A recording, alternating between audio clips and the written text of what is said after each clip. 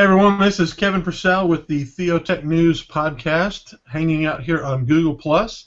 And this week you might be listening to us on SoundCloud, Stitcher Radio, iTunes, because we'll be posting on all of those as well, and directly from Theotek.com. We are the Theotek News podcast gang. We like to sit around every Friday morning at 9 a.m. Eastern Time.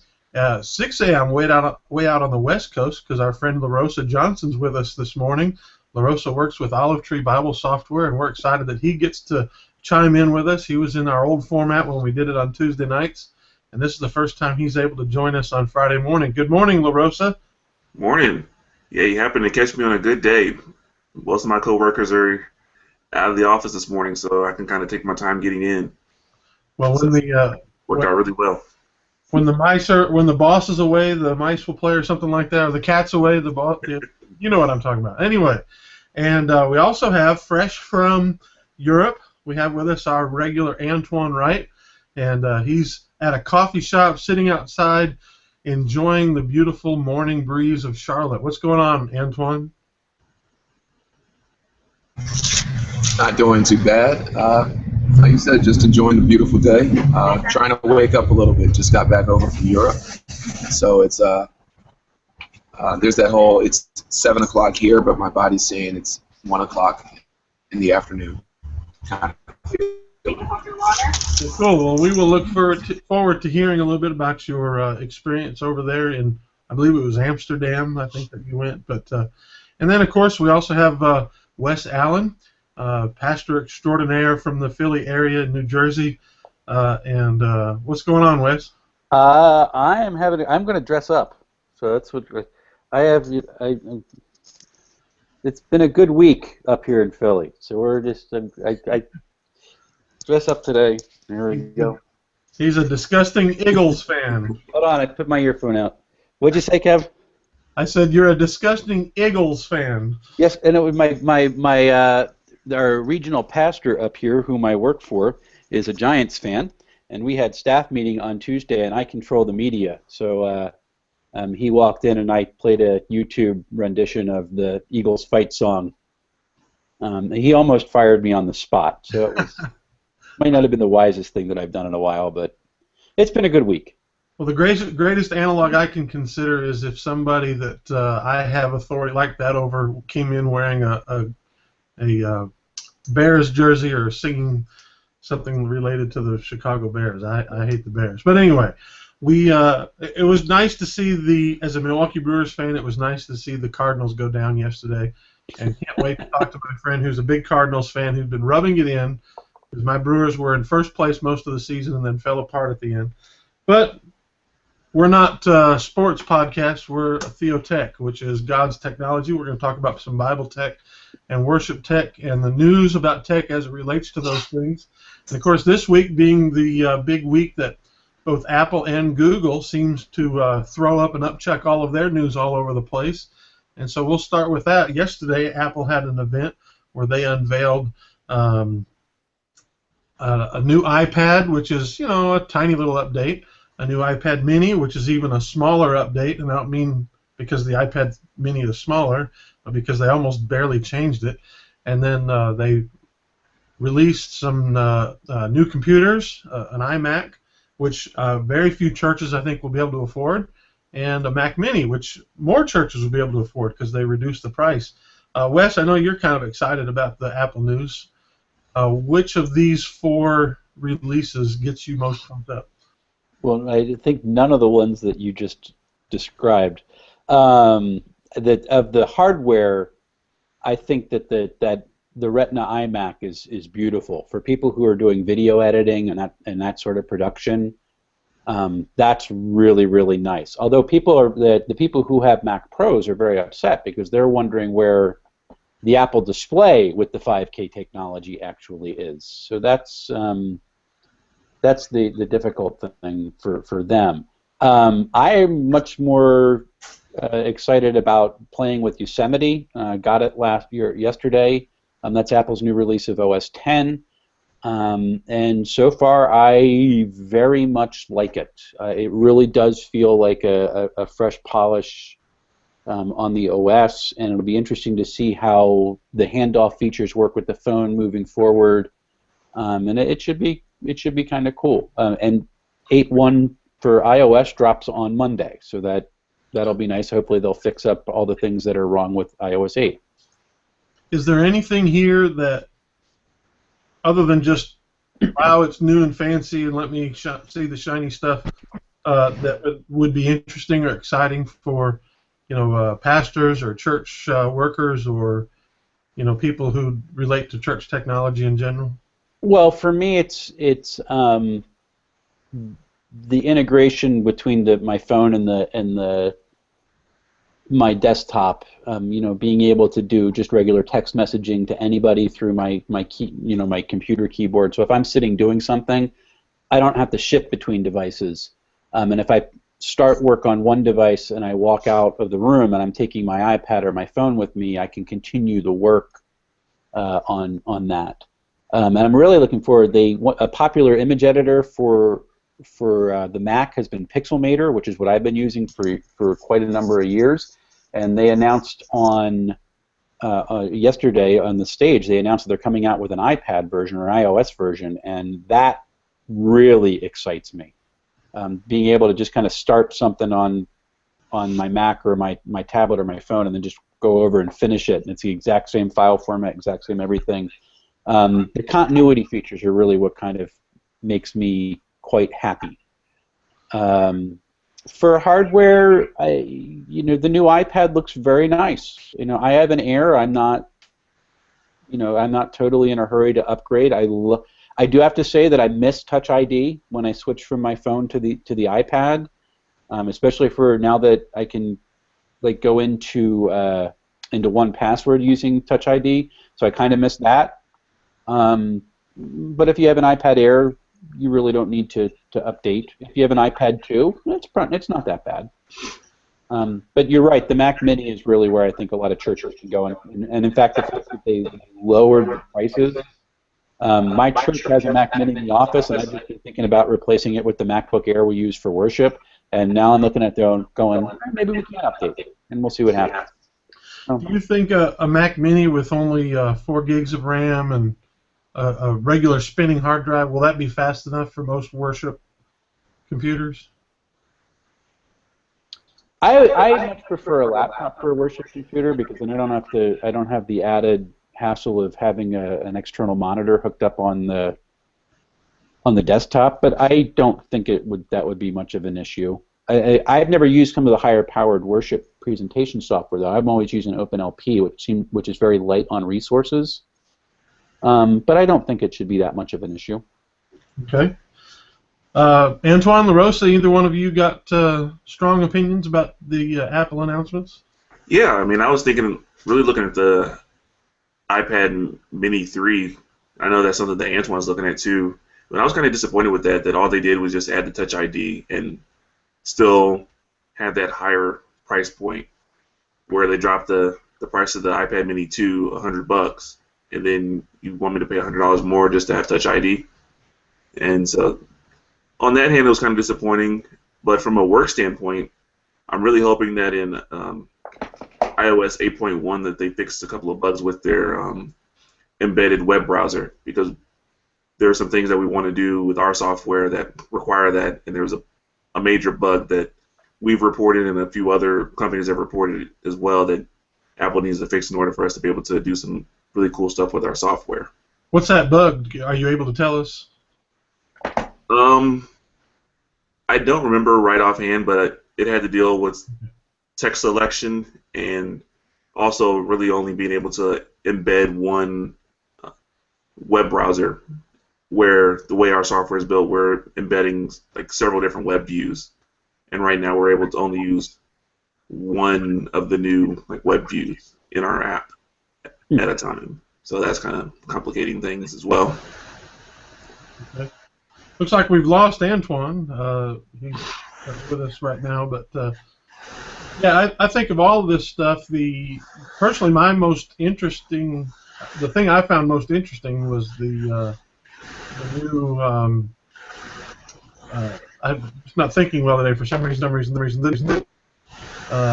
Mac Mini, and that's because I'm actually in the market for a new Mac Mini because mine got zapped with lightning, and I was kind of holding off replacing it. I'm actually using it, but a couple of the ports on it are dead, and it sort of limits in what I can do. But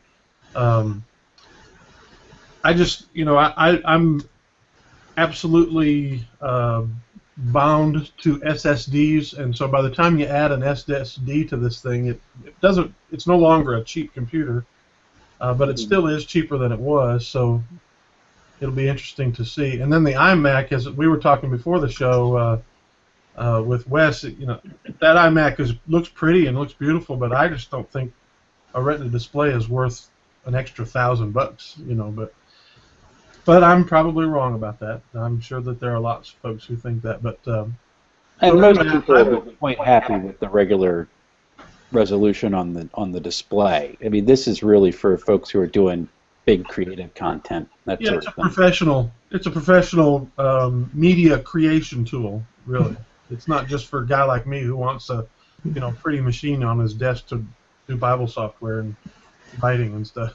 So. Yeah, then like you were saying too, is like with that, having that new display, most of those people have Mac Pros. So where's their display other than going out and buying a Dell? Yeah, and I thought that was a little weird that they didn't release that. Well, Apple said that they didn't do it because the ports that their Thunderbolt is just not quite ready for that higher resolution at at the speeds that they're doing, and so they didn't feel like it was worth doing yet. And to me, that sounds a little hollow because it's like, why is it that it works fine with 4K displays made by what's the big one that Apple sells now? You go into their Apple stores. They have a 4K display, don't they? What's that? They have a 4K display, don't they? Who? Doesn't Apple? They don't have one yet? No. Oh, okay.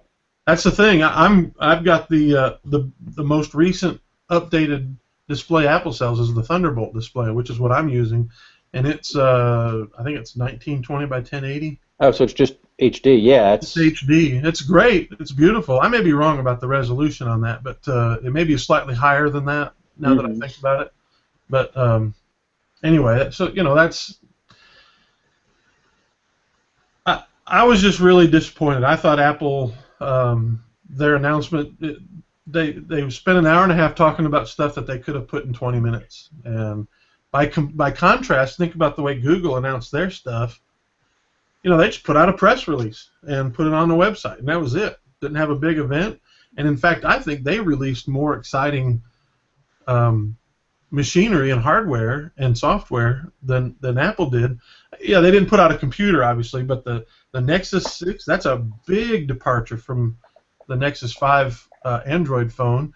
The Nexus 9, that's a huge change from the Nexus 10 and the Nexus 7 that they put out. And they just, made a nice little press release, and thought that was kind of interesting. Didn't ask people to come all the way across the country to sit in a small room and go, woohoo, like they do with the press every time. And so, I don't know, it just feels like, I hate to say this because I get tired of hearing this story all the time, but it just feels like Apple's slipping a little bit. And by the way, iOS 8 is terrible. What a buggy hole that thing is. Oh, man.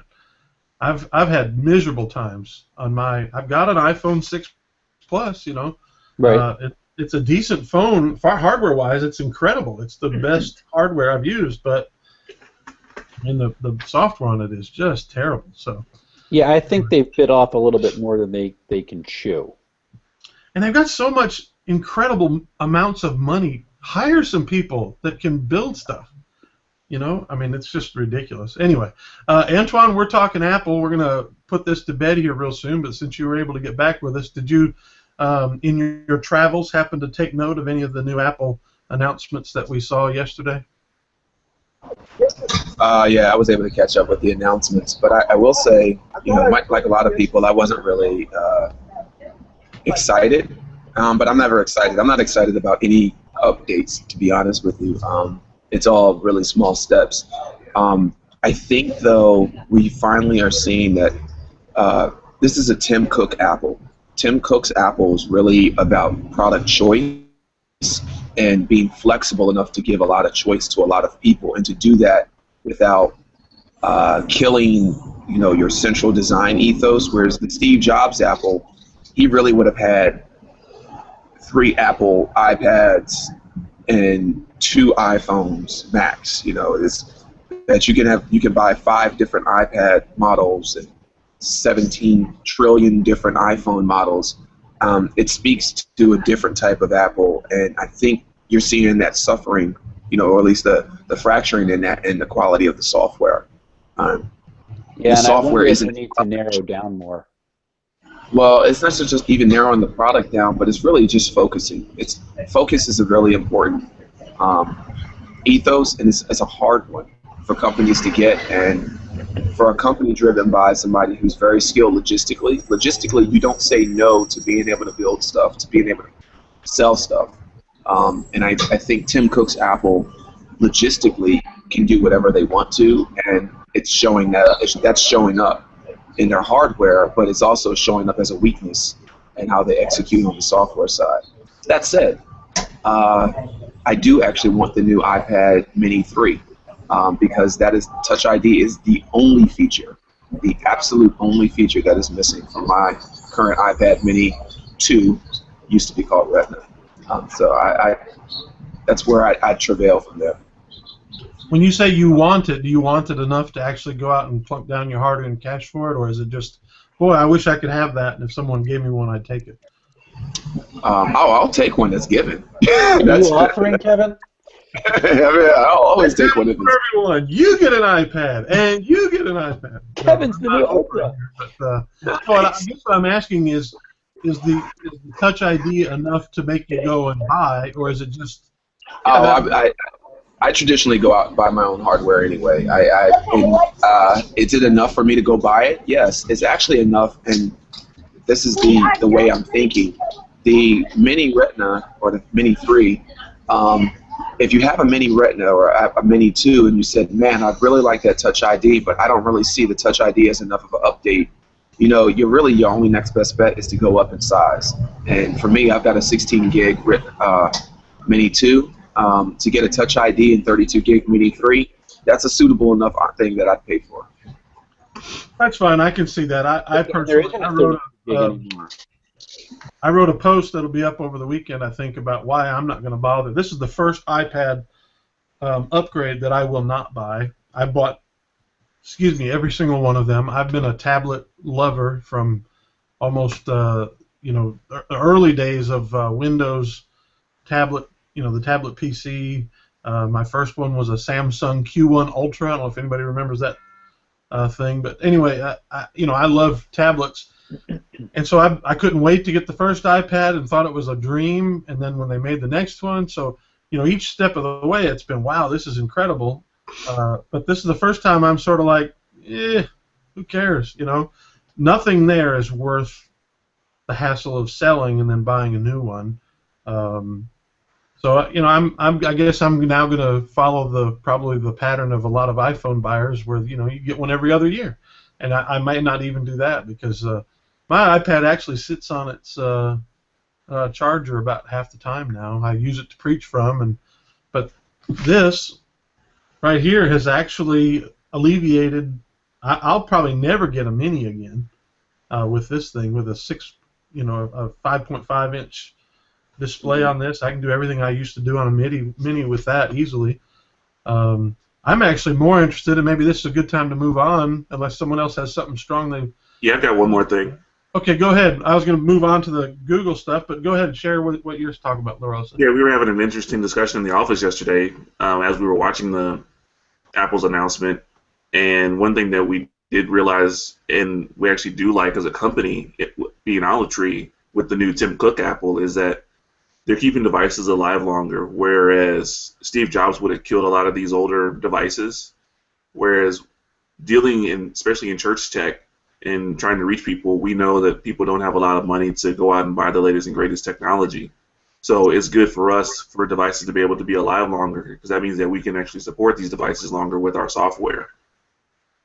Yeah, the iPad Mini 2 is basically, or the iPad Mini 1 is basically an iPad 2.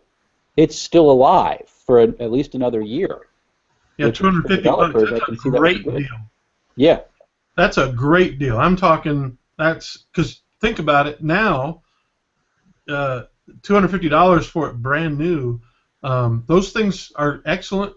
The device was good quality. They'll last, and I could see 2 or 3 months from now, if someone wants to pick one of those things up refurbished, they're going to be what, $229 probably, $219, used on eBay under $200 for an iPad.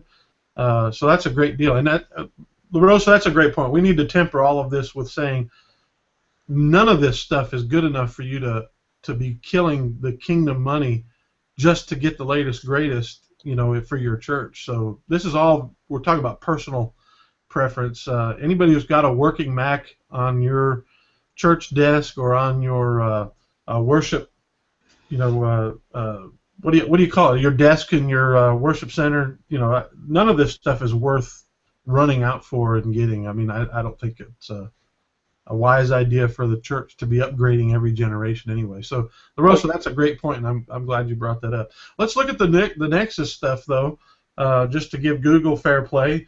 Who's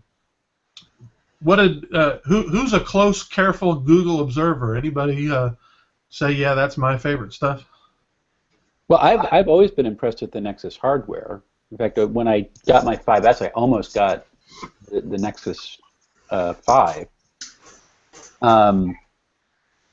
My big thing is I look at that the Nexus 9, and I'm looking at it right now. My first impression is it's really pretty. My second impression is, oh look, it's the Nexus Air, because it looks. I mean, the face looks almost exactly like an iPad Air, which is not a bad thing, and it's not. They didn't copy everything else.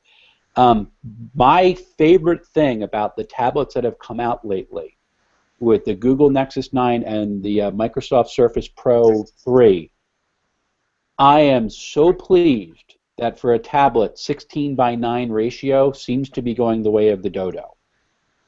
Because I think, if I'm right, I think that the Google Nexus 9 is 4:3, which Yes, is so much better for productivity, and the on-screen keyboard coming up. And it's usable then in both orientations.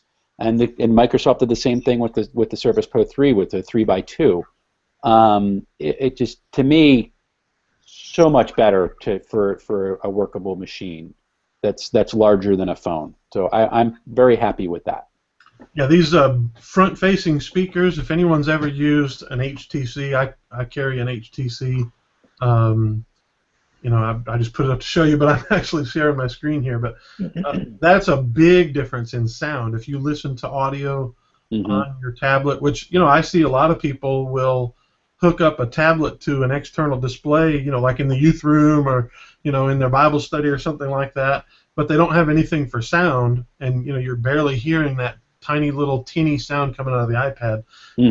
PC devices have great sound on them, and so that's going to be a nice feature there.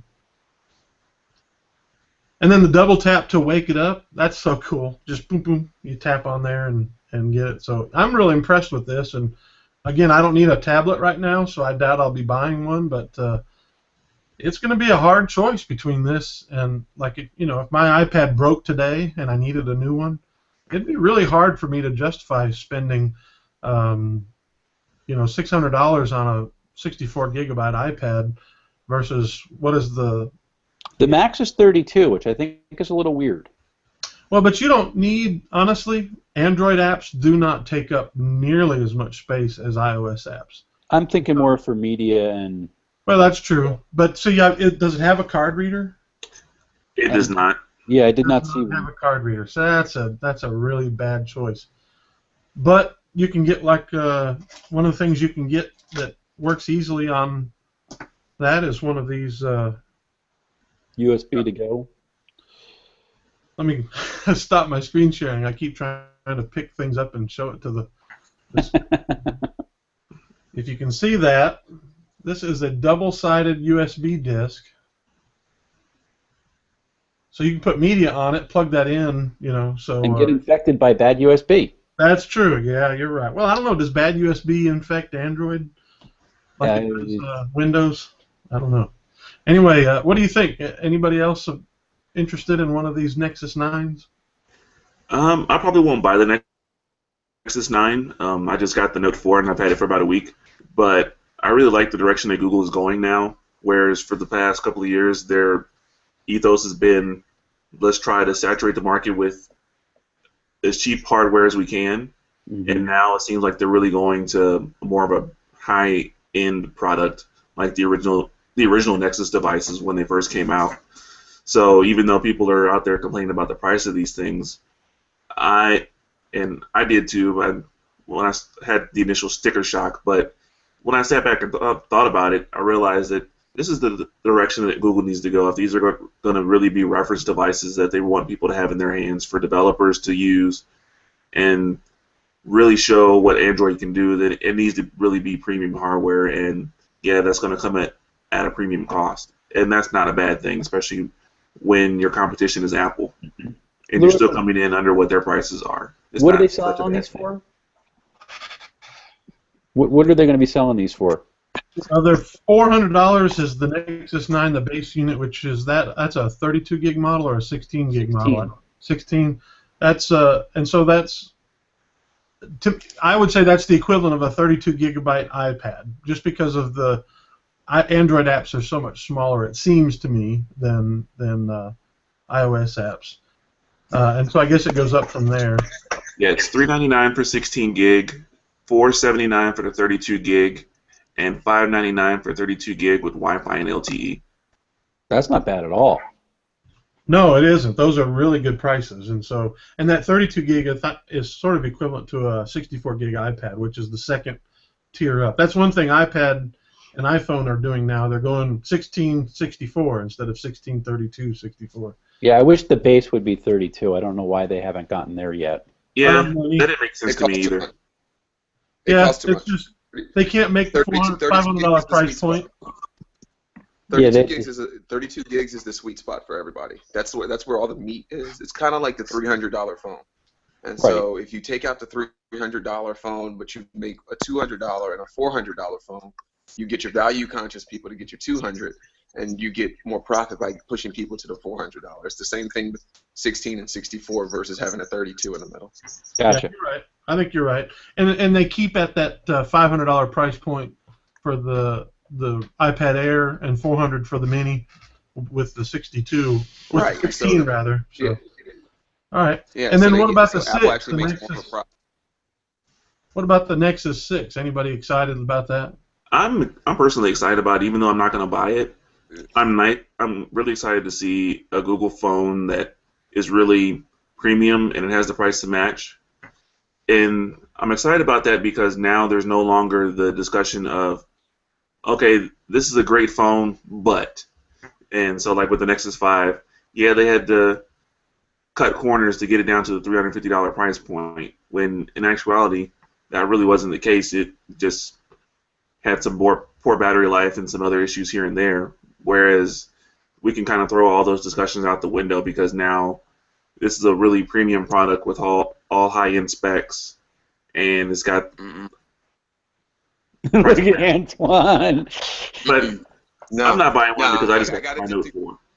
And if the Nexus 6 had a stylus, then I'd buy it. But no. All right, Antoine, fight. I got to disagree with you, LaRosa. You know, premium Android is an oxymoron. Oh, premium Android device. No. It is. I can't let you get away with that. There is no way that you can say premium and Android is an oxymoron. I'm sorry, that's just false. Because of the way they sold it up until this point. And the numbers bear it out. The numbers absolutely bear it out. For any phone that has a market price of $300 and below, every phone that's $300 below, Android sells like hotcakes. It is ridiculously easy to put an Android phone out there. The components cost nothing. The hardware costs nothing. Android is ubiquitous, is the way it is. The problem with that is that there is no difference between a $300 Android and an $800 Android. Oh, you're wrong. There's no applicable difference. And here's the biggest the difference ends up being is a premium Android is going against the cachet of an Apple device. And I don't care, you know, we can be our OS zealots all we want to. I hate Android, I hate iOS as phones. They both suck. You know, so I'm ambivalent towards either one. But if you gave me my choice of an $800 Android or an $800 iPhone, regardless of all the beautiful stuff you can do with Android, an $800 iPhone holds its value and feels more valuable and has a better reputation for you. How many folks are walking out with a Veritu? Zero. Because $1,200, $3,000 Android device means nothing. Premium in Android, no. Now at the same time, it's great what Google's doing with the 6 because they're now playing by the carrier. They want the carriers to sell it. They're going to do the marketing. They're going to pull a Microsoft, do their own marketing, and just make sure it's available for every carrier. That's a really good thing for Nexus. That's something that they haven't had since the Galaxy Nexus.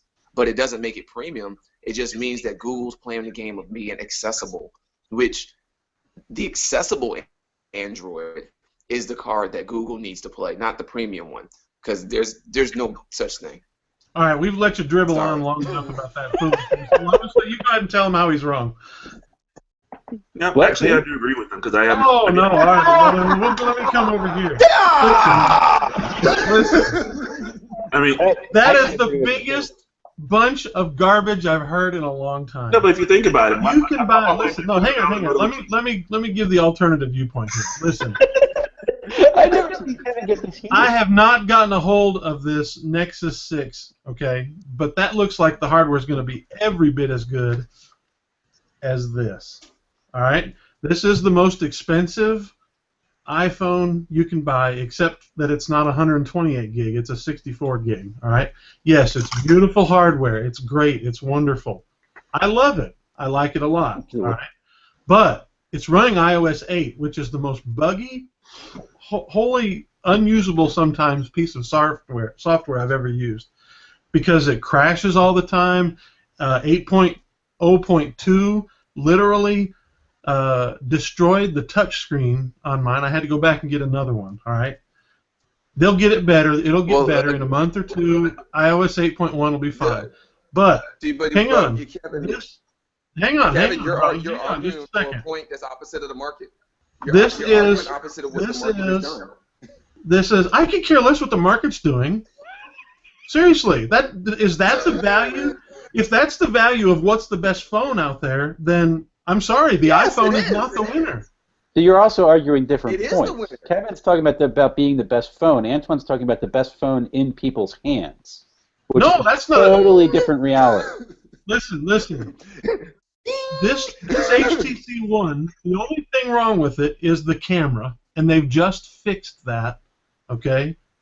And the hardware is every bit as good. The problem with the HTC One is that it's an Android device that's trying to be premium. Android devices, don't get me wrong, the HTC One is beautiful. The Note 4, I got my hands on that when I was in The Hague, is beautiful. And it's really cool what Motorola and Google were able to do to kind of massage the Moto X.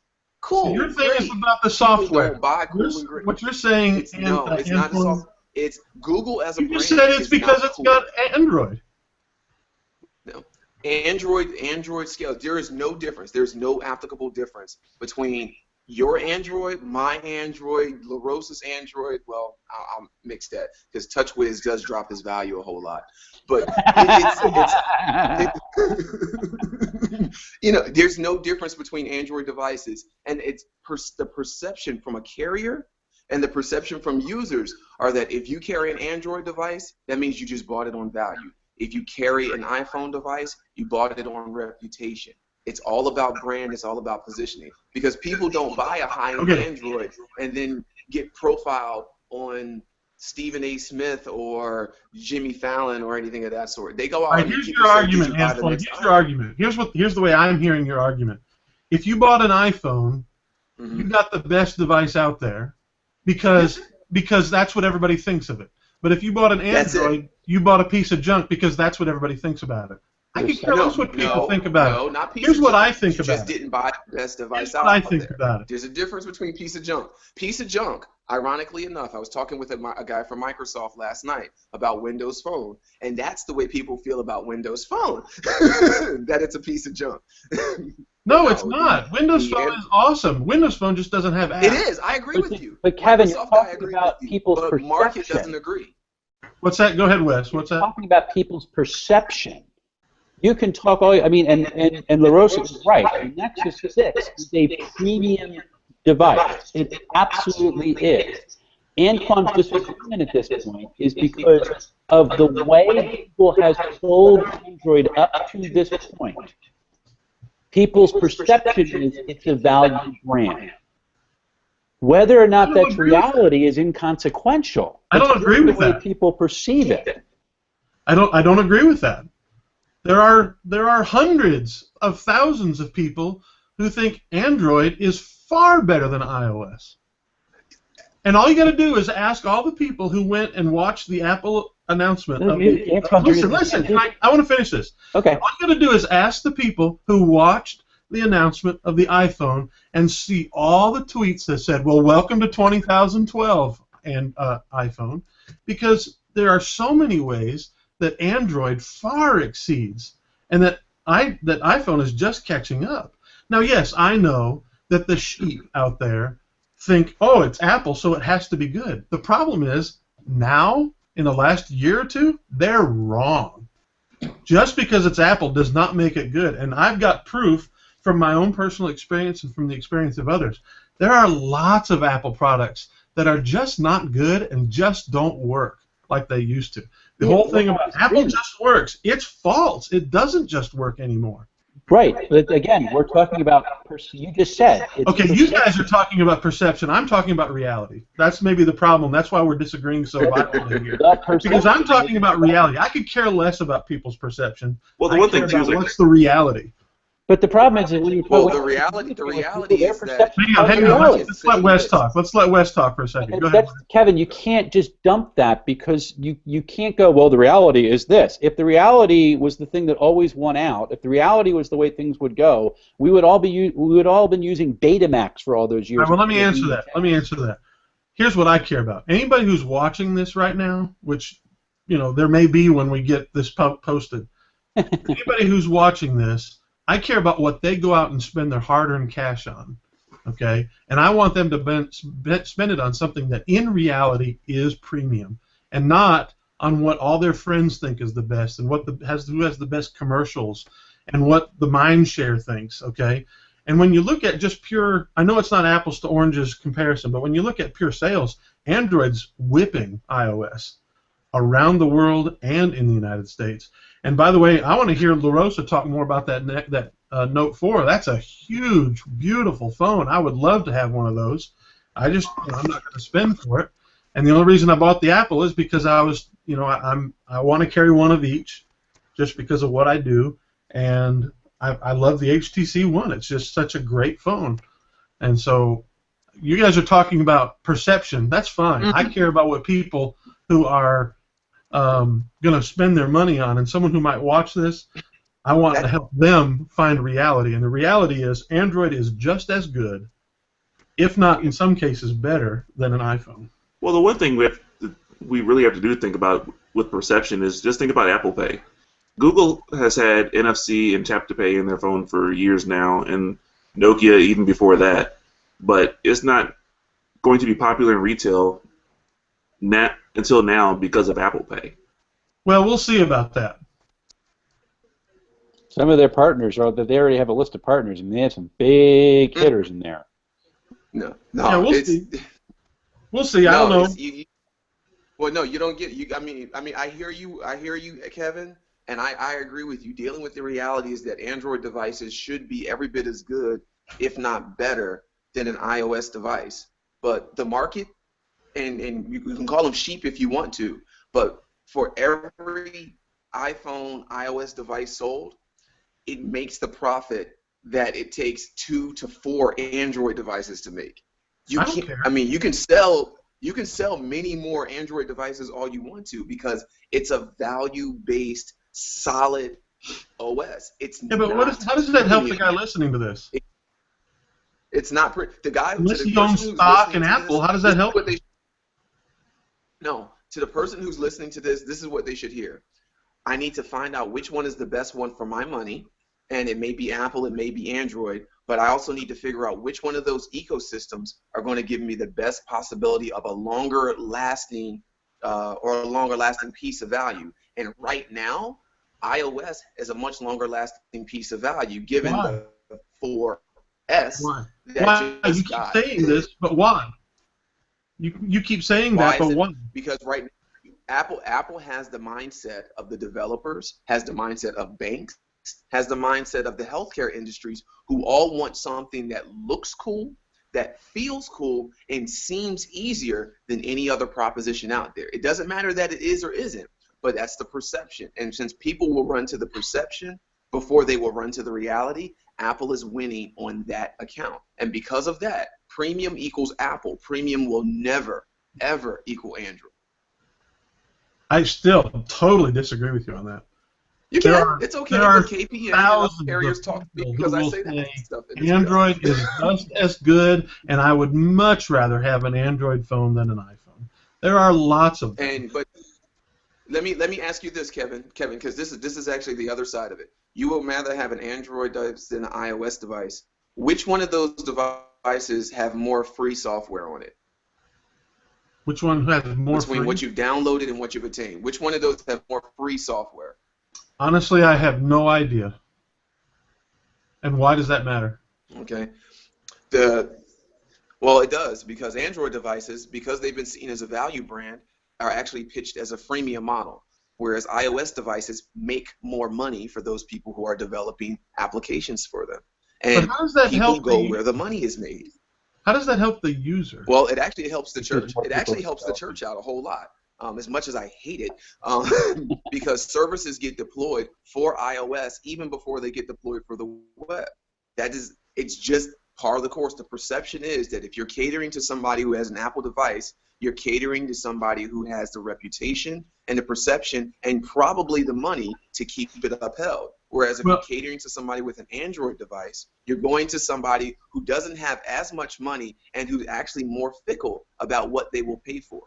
And I mean, Rosa, this is the I'd like dynamics in the across price- every carrier, across every region that's selling mobile phones. LaRosa, I'd like you No. to chime in on this because you're the only developer. We think differently, and No, which is work- fine, but it's hang on, just Antoine. the reality. Hang on, Antoine. LaRosa, I'd like you to pipe in because you work with people who develop software for both of these models. And Antoine's correct in that, at least in the case of Olive Tree, you guys make the iOS version pretty first, and then you go, and one day you might make the Android version pretty. It's still not there yet, in my opinion. I'm just going to be frank with you. But so why is it that Olive Tree, even though there's a lot more Android phones on the market right now, why does Olive Tree push iOS first? Because that's where the majority of our money comes from. Okay. So you're right about that as far as the money goes, but I don't think that's still enough to say that iOS is better, which is what you are essentially saying. iOS is better, and it's just not. I've used them both. I use them both every day, and it's not better. In fact, right now, I'm versions, I use them too. I use my Android until it just crashed. I would much rather use the Android operating system as it currently runs than the iOS operating system as it's currently running. iOS 8. And I'm on 8.1. I'm on the developer version of it, and it's still those new keyboards are always crashing. It freezes a lot. I mean, it's just not. It's not ready.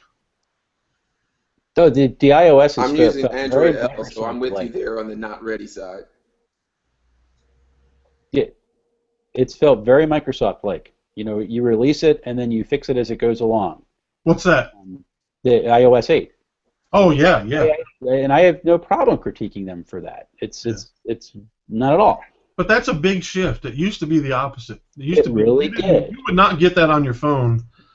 Honestly, he said this is Tim Cook's Apple, but if that's what Tim Cook Apple is doing, then boy, they need to find someone else, because when Steve Jobs was alive, I don't know if it's his fault or if he was the reason for it, but when he was alive, iOS 8 would never have made it on the phone. No, they need to re-separate the development of macOS 10 and iOS again. They right now they're one big group, and they're trying to do too much. They need to make them separate things. Yeah. And I hope that once this iteration of where they've gotten to the continuity where they want, that they'll start letting them follow their own timetables again, because Well, 8 is half-baked. I don't know why I got so emotional about that and why I got so worked up over it. I get tired of hearing. I just get tired of hearing the argument you just made because I so strongly disagree with it. But let's go ahead and try to move on a little bit and see if there's something else that we want to share. Well, if you can, I talk about my tip for, because iOS is half-baked, or iOS 8 is half-baked. Yeah, go ahead. What do you got? Well, if for a lot of people who, if you're using an iPad and you're preaching and you need to be on the internet, and your iPad, when you got iOS 8 or your phone, it might suddenly start looking like it's connected to the network, and then suddenly you can't see anything. And this happened to me more on my iPad than on my phone, and it hasn't happened on my wife at all. So it's one of those hit or miss bugs.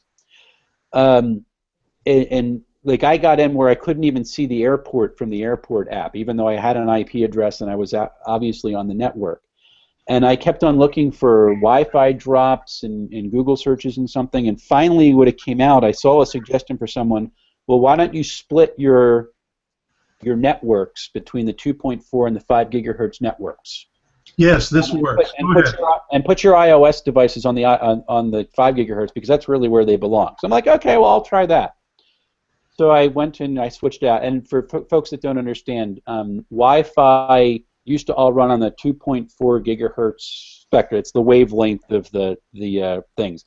You can't get as much information through, but it has a much longer range and it goes through walls better. 5 gigahertz is for like real hardcore multimedia. People are downloading multiple HD streams and that sort of stuff, and streaming games and whatnot. That's for the 5 gigahertz. Much more bandwidth, more stuff can get through it, but lower range. So that's the idea. So I went and I switched. I said, okay, I'll try that. And I switched to the 5 gigahertz, switched it out, and I connected my iPad to the 5 gigahertz band, and literally had no throughput at all, no connection, couldn't see anything. And that dawned on me that the problem is the 5 gigahertz networking in iOS 8 is utterly and completely broken, which is completely ridiculous that you would allow something to get out into public that way. And how that never got taken care of in beta release, I have no idea. So right now, the best fix, and I'm hoping 8.1 fixes this. It doesn't. Should, and it doesn't. Nope. I'm going to try it, and it's a hit or miss issue on devices. Right. I'm going to try it when it comes out. The best switch is whatever your router is, and it's stupid that you have to do this. You can go in and just about any one of your routers, if it's a dual band router, and say, create a separate 5 gigahertz network. It'll basically create your network, and it'll put like 5G on the end of it, and just connect your iOS devices to the older network. And I haven't had a drop-off problem since. Things stream fine. But again, this is what you're talking about, Kevin. This is the buggy mess that is iOS 8. So you're saying, see, I actually heard the tip going the opposite way, but this was before iOS 8 came out. Right. You're saying put it on the 2.4 gigahertz. Put your iPad or your iPhone or your Apple TV on the 2.4. Yeah. You won't have the drop. See, because I have this issue at our church. I used to use, I haven't been using it because it's unreliable, but for the last few weeks I was using the Apple TV and my iPad, and our church hooked up, the Apple TV hooked up to our projector and doing my presentations wirelessly, and the last 3 weeks in a row it's dropped within about 5 minutes, and so I've quit. I don't do presentations at church, and I thought it was because of iOS 8, which it probably is, but you're saying if I switch that Apple TV over to the 2.4 gigahertz and your iPad and my iPad, that I would maybe get more reliability. I'll definitely have to try that. That would be an excellent tip. The other problem is I'm using a Cisco Linksys router at church because the airport died when we had the lightning strike earlier this year. Can you split the networks on that? Replaced it. What's that? Can you split the networks on it? I'll have to look at that. I think you can, and so I'll have to look at that. I'm actually going to. I've got a gift card from when I sold my old iPhone for Apple Store, and I'm actually just going to go pick up a new Airport Extreme and put it over there. So actually, even better than that, Kevin, if you don't want to go there, the Asus routers, those things are amazing. For the price point of what they are, they cost basically the same point as an Airport Extreme. That was literally, even considering the airport, literally the easiest network setup I have ever done Wi-Fi. Well, that would be great. I don't have a gift card that I could use that on, but Oh, because you have an Apple gift card. I'm sorry. But yeah, I've got Apple money. If anybody wants to buy an Apple gift card for me at price value, I'll give it to you for $83. But anyway, because there's nothing at the Apple Store I want to buy right now, well, except for maybe that Mac Mini later on. But anyway, I've actually found myself using my Windows 10 box here a whole lot more lately. That's, by the way, a very interesting topic we haven't even covered. Have any of you tried the technical preview of Windows 10? I don't have anything to run it on, so. Yeah, that's made me think, you know what? Maybe these Apple computers I've got aren't really that valuable after all, because Windows 10 fixes everything that's been wrong with Windows. Not everything, but a lot of the things that are wrong with Windows. But we'll go with that in a different time, maybe when it actually gets close to coming out. You can actually download it if you join the what is it called, the Insider program. You can download it for free and install it. Don't put it on a Surface tablet unless you want to blow away all the software on your Surface and not be able to get it back. But if you've got an extra Windows computer sitting around, I bought a Lenovo ThinkServer TS410 to replace our Sanctuary computer for $230 without a hard drive. Oh, nice. I put a hard drive in it that I had sitting around here, a 500 gig drive that was just sitting on my shelf going unused. I put it in there, and that thing is beautiful. That's a great little computer. So if you're looking for a really cheap Windows computer, it comes with 4 gigs of RAM, onboard video and audio. It's got 4 audio or video out ports on board. 2, one is DVI, one is VGA. 2 of them are Let's see, what's it called? The DisplayPort, full-size DisplayPorts. Cool.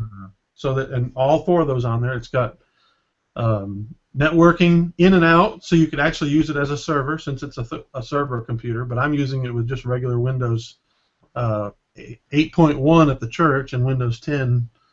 I bought 2 of them, one for my desk and one for the Sanctuary, because I had 2 computers fried by lightning. And for the price of one Mac Mini, I bought 2 computers that are just as fast and just as powerful and work really well. So that's a great. And over at Amazon, it's $230 for one without a hard drive. That's a good deal. Well, listen, we're coming up on an hour. We always try to keep this under about an hour. So do any of you guys have any tips or anything you wanted to share, any news that jumped out at you? Antoine, want to share with maybe for a brief minute or two about your trip?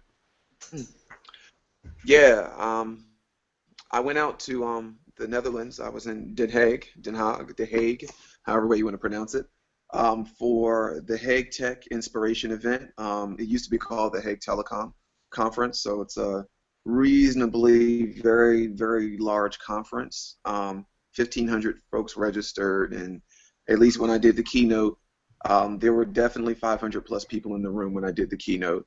It's represented by all your mobile carriers, a bunch of mobile companies, your Ericssons, your KPNs, your Vodafones. You had universities present, you had government officials present. It was really a really nice, neat conference to talk about the impact of technology on this concept called smart cities. Now, what was most interesting is that parts of Europe are very faithless.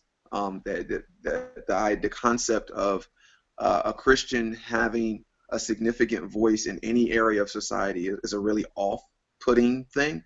So it was really interesting, A, that I was invited to do the keynote, but then B, that people could hear in the keynote and then in the conversations how tight the connection is between understanding the implications of faith in technology and understanding the implications of the smart city and the technologies and the processes that we want to do with that. So it was a really good time, really, really good time, good conversations. I also got to view a few Vermeers and Rembrandts at the Mouselpat art gallery. Oh my God, that was great.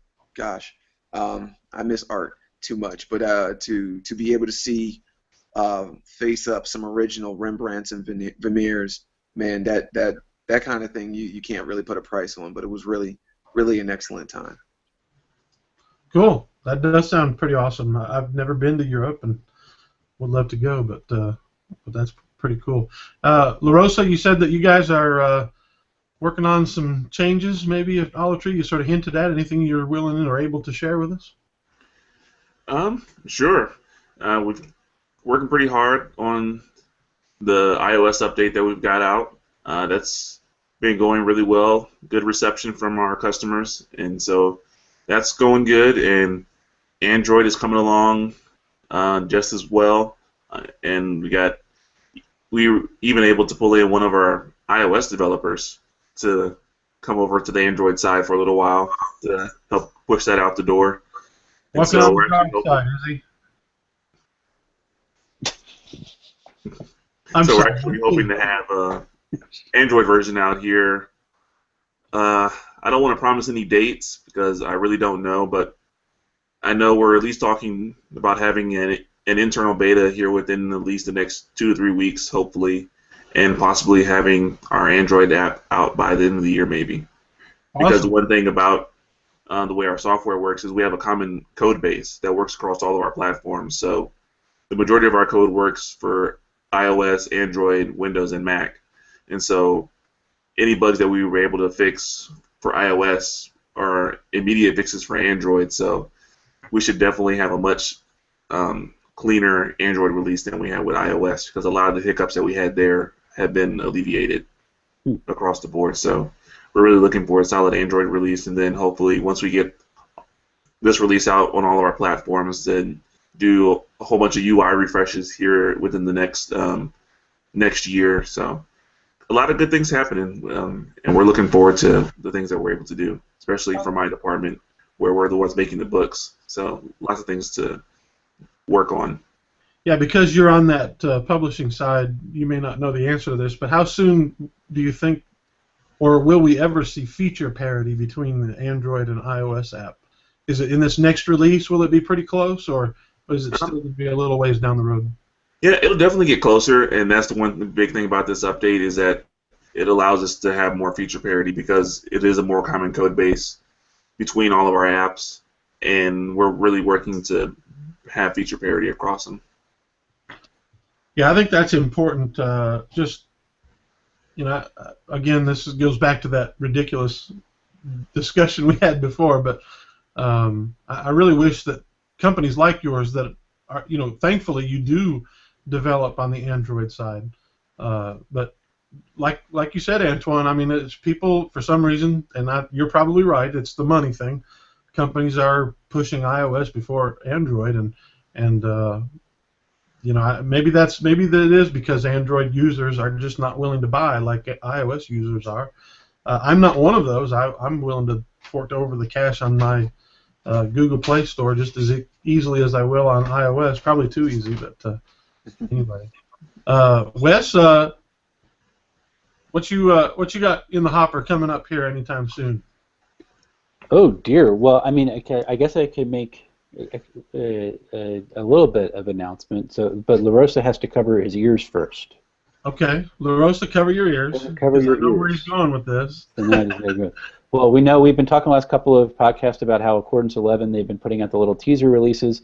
We are now, cover your ears.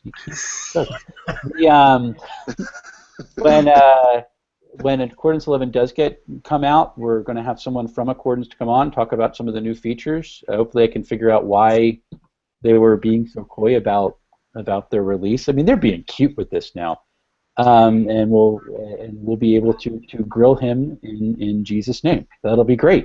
Yeah, it's Rick Mansfield, which didn't he used to do? He used to do a different app, a long time ago, and I think I remember when I first got my iPad and was doing app reviews, he gave me a gratis copy of one of the. I don't remember what it was though. I will have to ask him that when he finally comes. But yeah, I'm looking forward to that. That'll be cool. I did try to squeeze the release date out of him too, but he didn't bite. That made me sad. he didn't even tell us privately, wink, wink. Don't tell anybody. They're keeping this one close to the vest. Yeah. Loris, I emailed him. I said, so we'll have you out after the software gets released. So exactly what date do you want us to book you? And he just went, yeah, right, whatever. There wasn't the reply something like, okay, that'll be on. No, that's not. Yeah, good, nice try. I did put it in parentheses, like I am actually just fighting for the. Yeah, that sounds more like we're trying to fix a few bugs that are crashing our app, so we're trying to get those fixed before we actually pushed it out the door. Yes, unlike Apple with iOS 8. So. That's a good point. I didn't even think about that, Wes. Maybe the issue is they were going to do it at the same time, and at the last minute they had to pull back on something and said, hey, well, let's not just throw all this stuff that we put together away. Let's do the collections first, and then we'll release the software. I bet you got something there. The developer speaks wisdom. It's a good thing, even though he wasn't supposed to be listening.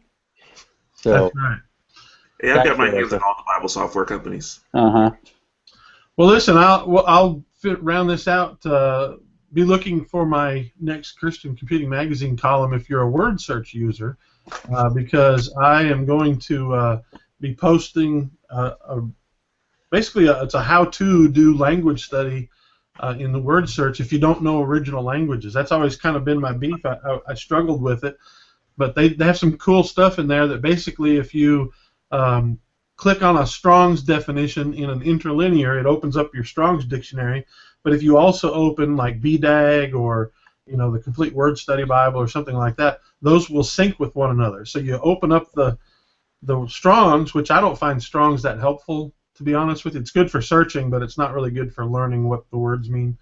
But BDAG is great, and so are some of these others. So that's basically what I'm. Those interlinears. Mm-hmm. Yeah. And so I've got the HCSB reverse interlinear that I start with, and I took Greek and I took Hebrew in college, and my Hebrew teacher would want you to never know his name because I can't remember a bit of what I learned. I barely even can read Hebrew, but Greek I'm fairly adept with, but I had to take it twice to get there, once in college and once in seminary. But so anyway, that's going to be my tip in Christian Computing Magazine. You can see that at ccmag.com. And, of course, I've got stuff up on GoToBeMobile and Notebooks.com. And one thing let me just throw in here at the end, we talked about all the Apple stuff, and we didn't get into all the Google stuff. One of the things cool coming out from Google's side is the Android TV, which is going to have all the Chromecast features, but it'll be more like a Amazon Fire TV because it'll let you play apps and videos and games. They're even going to have a little game controller. And I don't know if any of you had seen this, if that is interesting. But will it play Amazon Video? No, unfortunately. No, unfortunately, it won't play Amazon Video. And I had a Fire TV, and I enjoyed it. I'm showing you the Android TV app here. Maybe Amazon will put one out. I doubt they will, though. It's in their best interest, too, isn't it? To put their... though. Because they're all about their services. Just like it's not that much about... They've got an iPad app. They can play it on Android now too. On stock Can you do it on Android devices now? They just came out like last month. Yeah, so I actually think they might eventually throw one on this TV because they released on Android, but you just can't Chromecast it. Yeah, which is just bizarre. But you wouldn't need to if they would make a version that works for Android TV. And Android TV is supposed to work with most of the apps in the Google Play Store, so maybe that'll work. But so do we think this is a replacement for Chromecast, or is it? No, I think it's going to be like if you want the light version, get the Chromecast, and if you want the advanced version, get the. This is more their answer to the Roku player. It looks. I mean, I'm looking at the interface on the screenshot he has. I'm going, oh look, that looks like Apple TV. It's similar, yeah, with the grid of apps, and they have their own controller. Plus, I love the controller. Android phone. So if you use the Fire TV, which I did and then sold, the Fire TV, the gaming actually worked really well on it. I enjoyed it, but so I'm sort of interested in this. They're going to be $100 when they finally come out. But also, how many of you guys are familiar with Xiaomi, the Chinese company that makes knockoff Apple and knockoff Android products? And they have No, it's not knockoff, but Yes. Well, when you look at them and you've got an Android phone that looks exactly like an iPhone, yeah, that's sort of knockoff. No, no, no, no, no, no, no, no, no, no, no. Zombie's not knockoff.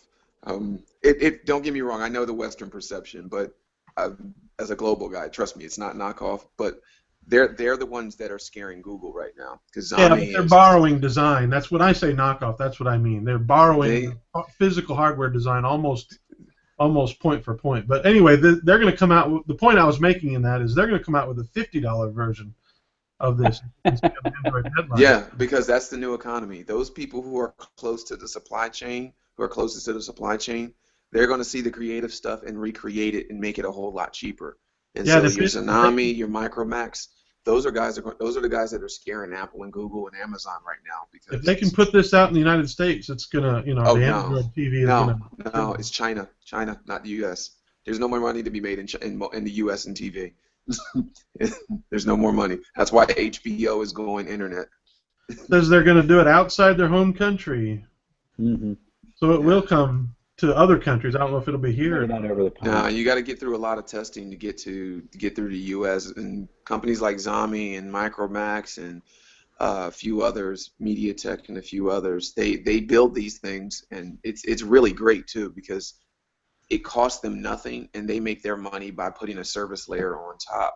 That's not necessary, but it definitely enhances the experience. So it's not like an Amazon model or an Apple TV model where you have to buy into their service layer, and that's really what you're paying for.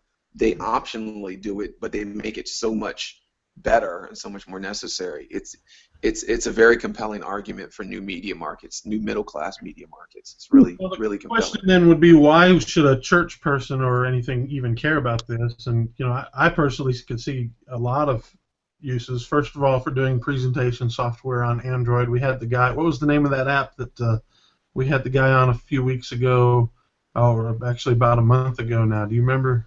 For Lyric's presentation on the. Yeah, Lyric Pro. That's what it was. Lyric Pro or Lyric Pro. Doing that with an Android TV might be pretty cool, and then also making presentations and mirroring it, but then having the ability to display an app, a Bible app, while you're doing a Bible study, teaching a class, or something like that. Could be pretty cool at a fairly inexpensive price. That's $100 is pretty cheap for these things. That's kind of the going rate. The top of the line Roku, I think, isn't it $100? The Roku 3 is $100, and so is the Apple TV and stuff. That was the problem with the first Google TV. Those things were too expensive. They're way too expensive. Yeah.